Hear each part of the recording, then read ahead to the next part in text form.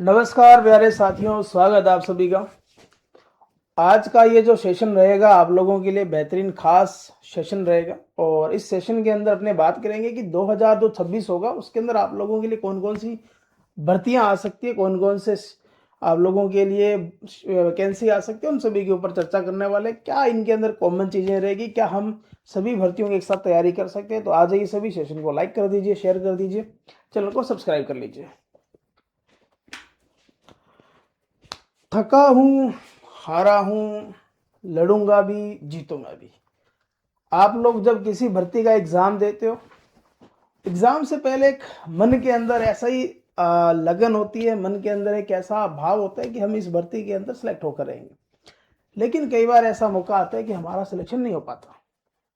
कई बार हम पॉइंटों से रह जाते हैं, कई बार हम नंबरों से रह जाते हैं, कई बार कुछ नॉर्मलाइजेशन का खेल चल जाता है। तो बहुत सारी चीजें आपके साथ होती है, लेकिन हारना नहीं। अगर हारोगे तो पीछे आपने जितनी भी मेहनत की वो किसी काम नहीं आती। तो यही मैं आप लोगों को कहना चाहूंगा कि अगर आप इस लाइन के अंदर आ चुके हो, तो जब तक आप लोगों को अपना सफलता नहीं मिल जाती, जब तक आप अपने उस मुकाम पर नहीं पहुंच जाते, अपनी मंजिल तक नहीं पहुंच जाते, तब तक आपको रुकना नहीं है। तो आ जाइए सभी, सेशन को ज्वाइन कर लीजिए। उसी के ऊपर मैं बात करूंगा कि इस 2026 के अंदर अगर आज तक जितने भी रिजल्ट आए उनके अंदर अगर आपका सिलेक्शन नहीं भी हुआ, तो हम आगे ऐसे क्या प्लानिंग करें कि हमारा सिलेक्शन श्योर हो। मैं आपको बार बार ये अपना एग्जांपल देता हूं कि 2014 के अंदर पहला एग्जाम दिया था, 14 से लेकर के 18 तक एक भी एग्जाम क्वालिफाई नहीं हुआ। फिर 18 के अंदर जो सबसे पहला जो एग्जाम हुआ वो डीएमआरसी का क्वालिफाई हुआ। उसके बाद ऐसा मन के अंदर एक जुनून पैदा हुआ, ऐसा मन के अंदर ऐसी चीज आई कि फिर जिस भी एग्जाम के अंदर बैठे उसके अंदर सिलेक्शन लिया। वो आपके साथ भी हो सकता है। कई बार आप लोगों ने देखा होगा कि जब हम किसी भर्ती, जब हमारी तैयारी अच्छी होती है तो हम किसी भर्ती का एग्जाम देते, फिर एक साथ किसी और भर्ती का देते, तो हमारा एक में नहीं होता, फिर 2-3 सभी में होता है। वही आपके साथ भी होगा। किसी पड़ोसी को आपने देखा होगा, किसी भाई बंधु को देखा होगा। तो फिर आपके पास एक ऑप्शन होता है कि हम मैं जाऊं किसके अंदर। तो आ जाइए सभी, उसी के ऊपर मैं बात करूंगा कि 2026 ऐसा आप लोग क्या करें, ठीक है, कि ऐसा आप लोग क्या करें जिससे तुम लोगों को इस साल के अंदर वैकेंसी आए, कोई भी आए, उसके अंदर आप लोगों का सिलेक्शन हो। ठीक है, सबसे पहले अपने राजस्थान की बात कर लेते हैं। देखो, राजस्थान के अंदर अभी एक भर्ती जो आप लोग जरूर देख रहे हो, या एक भर्ती ऐसी है जो अभी चल रही है, जिसका आने वाले 5-7 दिनों में कभी भी रिजल्ट आ सकता है, जिसका नाम है टेक्नीशियन थर्ड। उस टेक्नीशियन थर्ड के अंदर जब जाओगे तो पहला जो रिजल्ट आएगा वो 2 गुना कैंडिडेट का आएगा। 2 गुना कैंडिडेट का मतलब ये होगा डीवी के अंदर आएगा। जब डीवी हो जाएगा आपका, तो उसके बाद एक फाइनल मेरिट आएगी, उसके अंदर कुछ बच्चे बाहर होंगे। अब जो बच्चे बाहर होंगे, सोच के देखिए कि वो डीवी करवाने के बाद अगर बाहर होते तो कितना दुख होता है। उस भर्ती के अंदर अगर नहीं भी होता, हो जाता है तो बहुत अच्छी बात है। नहीं होता तो फिर आप लोगों के पास क्या ऑप्शन रहेगा? तो एक भर्ती जरूर आ सकती है जिसका नाम है राजस्थान जलदाई। ये भर्ती अभी जो बात चल रही है वो संविदा पर चल रही है। कल ही मैंने एक वीडियो बनाया जिसके अंदर मैंने बताया कि आप पहले इस चीज को मत सोचो कि ये संविदा पर आएगी। संविदा पर भी आ सकती है और परमानेंट भी आ सकती है, तो आप दोनों ऑप्शन के साथ जाओ। ठीक है, तो आप दोनों ऑप्शन के साथ जाओगे तो माइंड में पॉजिटिविटी रहेगी। कोई जरूरी नहीं कि आप इसी की तैयारी करो। आपको मैं चीजें बताऊंगा, आप उस हिसाब से जब चलोगे तो आपकी तैयारी कॉमन होगी। चाहे कोई भी भर्ती आ जाए, आप लोगों की एक जो चीज होगी वो कॉमन चलेगी सभी की। तो यहां अगर ये जलदाई विभाग की अगर भर्ती आई, तो यहां ध्यान में रखना, मैंने आपको बताया था कि अगर संविदा पर आएगी तो 3000, अगर ये स्थायी आएगी तो ये भी आपको ध्यान में रखना, इतनी पोस्टें नहीं आएगी जितना कि एक हवा बनाया जा रहा है। तो ये 1500-1800 से 2000 के बीच में भर्ती आएगी, ज्यादा नहीं आने वाली। इसके अंदर आपका जो एग्जाम सिस्टम रहेगा वो क्या रहता है? देखो, एग्जाम सिस्टम के अंदर अगर मैं बात करूं, जो टेक्निकल का जो पार्ट होगा वो आएगा तुम्हारा 60, और जो आपका नॉन टेक्निकल का होगा वो आएगा तुम्हारा कितना, 40। तो ये मान के चलना कि टेक्निकल आएगा। टेक्निकल 60% है तो बहुत अच्छी बात है कि 60% बहुत होता है। और अभी तक जो है पीछे के हिसाब से मैं आपको बता रहा हूं, तो ये आ सकती है, एक भर्ती ये होगी। दूसरी भर्ती जो आ सकती है, जिसकी आने की प्रबल पॉसिबिलिटी है, जो बच्चे आईटी कर चुके हैं उनके लिए मैं आपको बता रहा हूं, दूसरी भर्ती आने की जो संभावनाएं है वो आ सकती है आपकी हरियाणा के अंदर। अब हरियाणा के अंदर कौन से बच्चे जा सकते हैं ये भी मैं आपको बता दूं। हरियाणा के अंदर राजस्थान, पंजाब, कोई भी बच्चा जा सकता है। जो अनरिजर्व सीट होती है उसके अंदर आप लोग जाओगे, तो अनरिजर्व के अंदर जाने से पहले आपके पास एक चीज होनी चाहिए, वो होता है सीईटी, कॉमन एलिजिबिलिटी टेस्ट। ये अगर आपने क्वालिफाई कर रखा है तो हरियाणा के अंदर लगना राजस्थान की तुलना में बहुत आसान है। कारण कंपटीशन कम होगा, भर्तियों की पोस्टों की संख्या ज्यादा आएगी। यहां जो पद आ सकते हैं, इनकी जो जानकारी के हिसाब से अगर मैं बताऊं तो 6000 प्लस की संभावना है। और इतने पद आएंगे तो ये मान के चलो कि राजस्थान के अंदर इतना बड़ा स्टेट है जहां 6 करोड़ की जनसंख्या, 6.5 करोड़ की जनसंख्या, उसके हिसाब से यहाँ अपनी पोस्टें 2000 रही है, यहाँ फिर भी 3 गुणे। दूसरा वहां कंपटीशन भी आपको कम मिलेगा, तो उस हिसाब से देखें तो ये आप लोगों के लिए रहेगा। फिर आप लोगों को मैं और बताऊं कि यहां आपको जो अदर जो स्टेट होगी, यानी कि अगर मान लो हरियाणा के अलावा अगर कोई कैंडिडेट है, उसके लिए अगर मैं बताऊं तो ये आएगा अनरिजर्व के अंदर। यानी कि आप लोगों के लिए जो अनरिजर्व होता है, जो अनारक्षित सीटें होती है, वो सारी की सारी आएगी यहाँ पर। तो जो हरियाणा कैंडिडेट खुद का है उसके लिए तो सारी कैटेगरी के हिसाब से सारी आएगी, लेकिन जो अदर स्टेट के बच्चे होंगे जैसे पंजाब, हरियाणा के अलावा जो भी आगे आसपास के, वो इसके अंदर जाएंगे। अगली भर्ती जो आ सकती है, एक चीज मैं और बताऊं, यहां एक भर्ती देखो ये सीटी बेस पर आएगी। यहां जो भर्ती आ सकती है, एक तो आएगी तुम्हारी एएलएम एएसएस से, एक तो ये आएगी।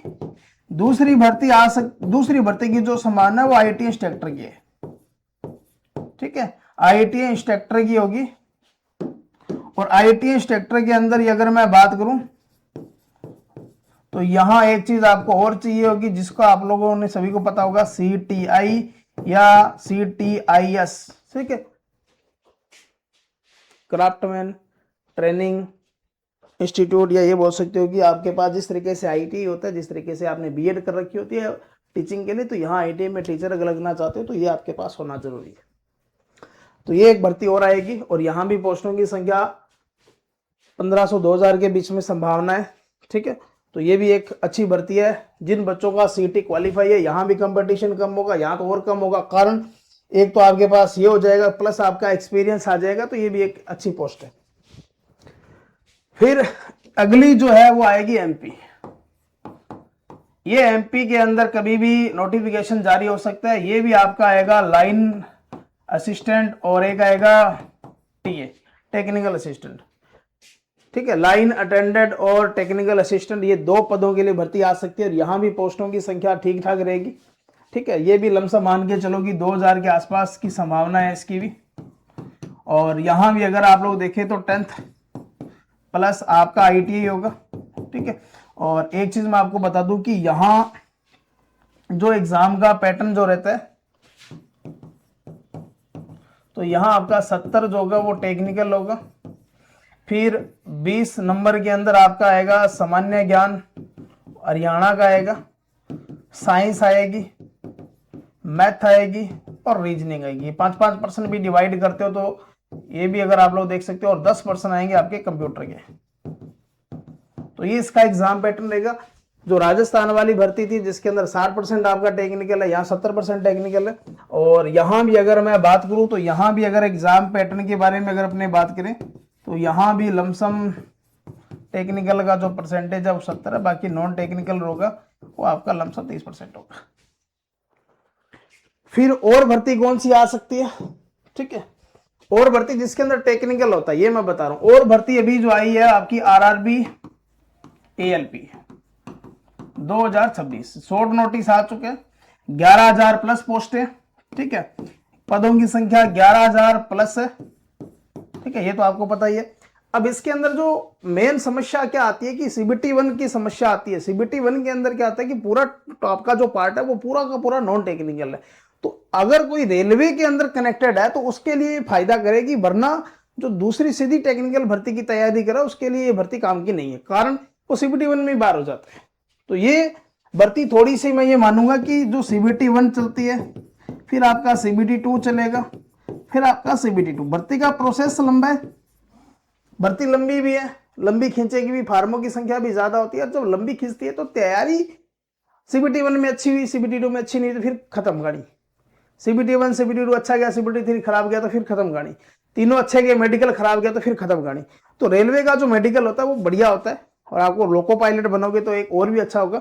और ठीक है, तो ये थोड़ा सा खराब है। यहां अगर मैं बात करूं तो ओनली टेक्निकल आता है 75 नंबर का, और CBT 2 पार्ट के अंदर अगर मैं बात करूं तो 60% होगा आपका मैथ साइंस का, मैथ रीजनिंग का, और जो बच गए 40, जो मैंने कल परसों एक वीडियो भी बनाया था जिसके अंदर इंजीनियरिंग ड्राइंग होगा, ईडी जिसको बोलेंगे, और इंजीनियरिंग साइंस भी होगी आपकी, IT भी होगी, और इन्वायरमेंट यानी कि पर्यावरण भी आपका यहाँ देखने को मिलेगा।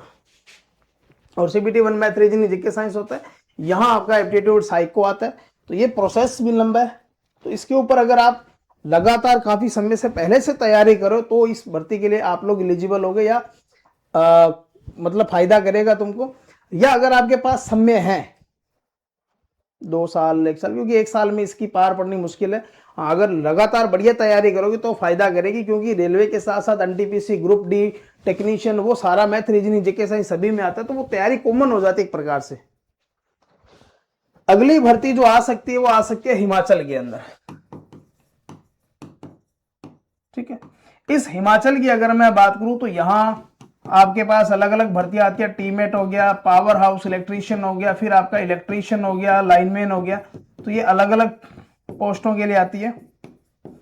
और ठीक है, यहां का जो मैं प्रोसेस बताता हूं, यहां क्या होता है कि आपके क्वेश्चन जो आते हैं वो आते हैं 170 के अंदर जो आपका टेक्निकल पार्ट होता है वो 120 होता है, और नॉन टेक्निकल आपको पता चल ही चुका होगा कितने आएंगे, यहाँ पर 170 तो आएंगे 50। हर क्वेश्चन आपका आधे नंबर का होता है, ठीक है। तो यानी कि ये अगर मैं बात करूं तो ये आपका 85 नंबर हो गया, क्या 170 कितना हो जाएगा, 85 हो जाएगा। तो 85 नंबर का पूरा आपका पेपर चलता है, ठीक है। और देखो, एक जो भर्ती और आ सकती है वो आ सकती है UPPCL या UPRVUNL, उत्पादन के अंदर और ट्रांसमिशन के अंदर, और यहां पदों की संख्या का तो आइडिया नहीं है, और लेकिन आ सकती है। तो इसके अंदर भी अगर मैं बताऊं तो इसके अंदर एक दो सबसे बढ़िया दिक्कत क्या आती है, इसमें कंप्यूटर का पार्ट आता है, और यहां अगर आप लोग देखें तो कंप्यूटर का पार्ट आएगा जो कंपलसरी होगा पास करना।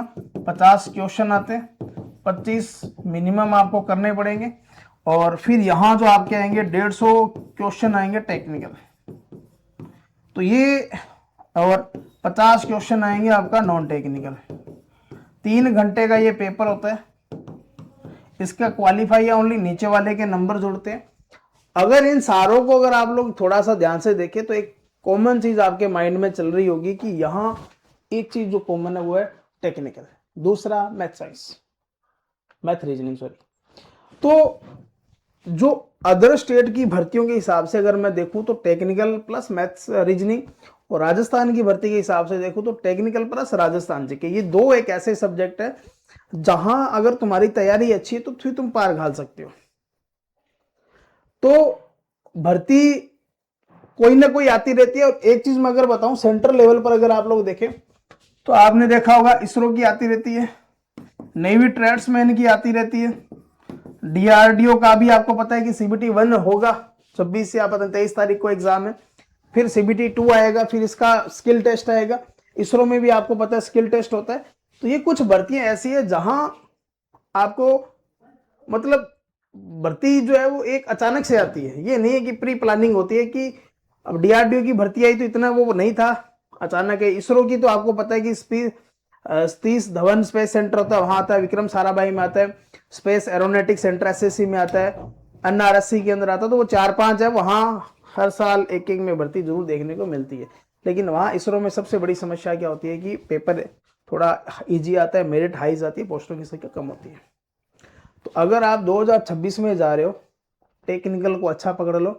अगर आप टेक्निकल को 6 महीने अच्छे तरीके से कवर करते हो तो आपका कोई भी एग्जाम टेक्निकल बेस के ऊपर जो होगा, जिसमें टेक्निकल का हाई परसेंटेज होगा वो आपका खराब नहीं होगा, वो आपका सिलेक्शन वाला एग्जाम होगा। ठीक है, तो मेरे हिसाब से अगर मैं बात करूं,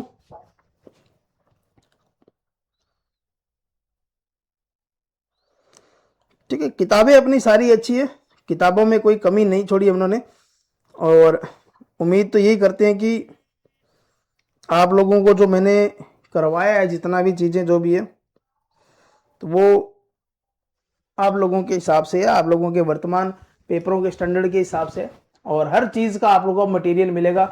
हिमाचल चाहते हो तो हिमाचल का आपको ए टू जेड तक चीज़, हिमाचल के ओल्ड पेपरों की किताब है, हिमाचल की टेस्ट सीरीज भी आप लोगों के लिए, हिमाचल का बैच भी है। मतलब अगर ढंग से तैयारी 6 महीने कर देते हो आप किसी भी भर्ती की, या ये मान के चलो कि अगर आपने अपना टेक्निकल पार्ट को स्ट्रॉन्ग कर लिया तो कोई भी आपकी ऐसी भर्ती नहीं होगी जो आप लोग उसको, मतलब उसमें सिलेक्शन ना होता, ऐसा कोई भी एग्जाम नहीं होगा।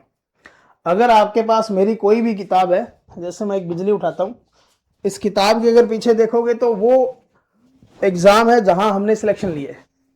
इसमें नॉन टेक्निकल जो एग्जाम है वो मैंने ऐड नहीं किए। ठीक है, कुछ ऐसे पटवारी के भी एग्जाम है, जैसे अपने राजस्थान के अंदर ग्राम सेवक जिसको वीडियो बोलते हैं उसका भी क्रैक किया, एनटीपीसी सीबीटी 1 क्रैक किया, सीबीटी 1 सीबीटी 2 तक गए, तो वो एग्जाम हमने नहीं डाले। मतलब ये है कि एक अगर प्रॉपर तरीके से तैयारी करोगे तो फिर बढ़िया तैयारी होगी। अब आपके पास ये दिमाग में आना चाहिए हम तैयारी कैसे करें कंपटीशन एग्जाम के हिसाब से। तो देखो, तैयारी का बेहतर तरीका मैं आपको बताता हूं, अगर आप मन लगाकर करते हो तो सबसे पहला काम यह है कि आप सिलेबस को कवर करो। पहली बार जब सिलेबस कवर करोगे इतना माइंड में नहीं चलेगा सिलेबस, दूसरी बार भी नहीं चलेगा, कम से कम 4 से 5 बार जब सिलेबस आपका कवर होगा तब दिमाग में चलेगी चीजें। दूसरी चीज, जब आप मान लो किसी चैप्टर को पढ़ते हो, आपने मान लिया कि चैप्टर पढ़ा कौन सा, डीसी थ्योरी। अब जब आप डीसी थ्योरी पढ़ोगे, आपने इसकी क्या पढ़ी, ओनली थ्योरी, तो थ्योरी से कंसेप्ट क्लियर नहीं होता। कंसेप्ट क्लियर करने के लिए आपको क्या चाहिए, एमसीक्यू। इसके क्या करोगे, एमसीक्यू लगाओ, टेस्ट लगाओ और ओल्ड पेपर देखो। इन तीनों चीजों से क्या होगा, ओल्ड पेपर से आपको एक तो पेपर की लैंग्वेज का पता चलेगा, पेपर के अंदर सवाल किस तरीके से पूछे जाते हैं, सवाल पूछे कहां से जाएंगे, हमने जो पढ़ा है वहां से सवाल कैसे घुमाकर एग्जामिनर पूछेगा, तो चीजें क्लियर होगी। अगर आप इस एक टॉपिक की अगर मान लो कि जैसे डीसी थ्योरी पढ़ी, चैप्टर के हिसाब से क्वेश्चन करोगे, अगर इसके 100 क्वेश्चन कर लेते हो, चाहे आप लोग टेस्ट से के माध्यम से कर रहे हो चाहे ओल्ड पेपर के माध्यम से करोगे, कहीं से भी अगर आप लोग करोगे तो पेपर के अंदर आप लोगों का माइंड डाइवर्ट नहीं होगा। आपके पास सामने जो पेपर वाला क्वेश्चन पूछेगा उसकी थ्योरी आपके माइंड में चलेगी। अगर ऐसा करोगे तो ये होगा। फिर थ्योरी पढ़ ली आपने, एमसीक्यू लगा लिए, फिर अगर आपका महीने के अंदर या 10 दिनों के अंदर आप लोग क्या करते हो, जो आपने एक महीने में पढ़ा उसको रिवाइज किया करो। रिवाइज करने के लिए 2 से 4 दिन अगर लगते हैं तो लगो। रिवाइज के साथ साथ आप अपने क्वेश्चनों को साथ साथ करते रहो। ठीक है, तो उस तरीके से क्या होगा कि तुम लोगों का जो होगा मतलब तैयारी अच्छी होगी। तो प्रोसेस ये है कि ये घंटे का हिसाब आप छोड़ दीजिए, आपका मन में यही होना चाहिए कि हमें आज मान लो मैंने 2 चैप्टर कवर, आज मान लो 1 चैप्टर पढ़ा, तो अगले दिन उसके क्वेश्चन करो, फिर अगले दिन फिर क्वेश्चन करो, ओल्ड पेपर उठाओ, फिर आप दूसरे चैप्टर को उठाओ। ऐसा करते करते चलोगे, धीरे धीरे चलो लेकिन आराम से चलो, लेकिन चीज़ों को कवर करो। आप अपने नोट्स अगर बनाना चाहते हो तो बना लो, और अगर जो चीज़ें माइंड में चल रही है उसको मत लिखो, जो चीज़ें पहले से पता उसको मत लिखो, जो चीज़ नहीं लग रही उसको आप अलग रजिस्टर में नोट किया करो। उसको रिवाइज करेंगे तो जो चीज़ें पहले से पता वो पहले से दिमाग में थी, जो नहीं पता वो अब दिमाग में चलती रहेगी। तो चीज़ें क्या है इस तरीके से तैयार होगी, और आप जब एग्जाम के अंदर बैठेंगे तो आपके पास हर एक चीज़ माइंड में चलेगी, हर एक चीज़ आपके पास होगी, और थ्योरी का आपके पास कंप्लीट डाटा होना बहुत जरूरी है। इसलिए मैंने आपको बोला कि सुदर्शन किताब आप जरूर पढ़ा करो। उस किताब का डाटा अगर आप लोग देखें तो इतना डाटा आपको एक चैप्टर के अंदर मिलेगा जो और के अंदर नहीं मिल सकता। फिर आप उसके क्वेश्चन करो, जितने ज़्यादा क्वेश्चन करोगे उतना ज़्यादा माइंड शार्प होगा, उतना ज़्यादा माइंड क्लियर होगा, उतना ही ज़्यादा आप लोगों को चीज़ें समझ में आएगी। और जब एग्ज़ाम में बैठोगे तो एग्जामिनर कितना भी आपको हाई लेवल का सवाल पूछे, आपकी माइंड की एबिलिटी इतनी हो जाएगी उस सवाल को करने की क्षमता आ जाएगी आपके अंदर। तो मिलेंगे नए सेशन के अंदर, और उम्मीद विश्वास यही करूंगा, ठीक है, कि जल्द ही आप लोगों की जल्दाई के अंदर भर्ती है। क्योंकि माहौल तो आपने देखा होगा, जल्दाई का भी बना था और उसका रोडवेज वाली का बना था, लेकिन हुआ क्या, कुछ नहीं हुआ। माहौल बनता जरूर है लेकिन होता कुछ नहीं। और ये इनके ऊपर मैंने अभी वीडियो भी नहीं बनाई, अगर आपने देखा होगा तो, क्योंकि मेरे को लग नहीं रहा था यार यहाँ जल्दाई का फिर भी चांसेस है कि आ सकती है, और उम्मीद विश्वास यही है कि आएगी। ठीक है, तो मिलेंगे नए सेशन के अंदर, तब तक के लिए धन्यवाद। जय हिंद, जय भारत।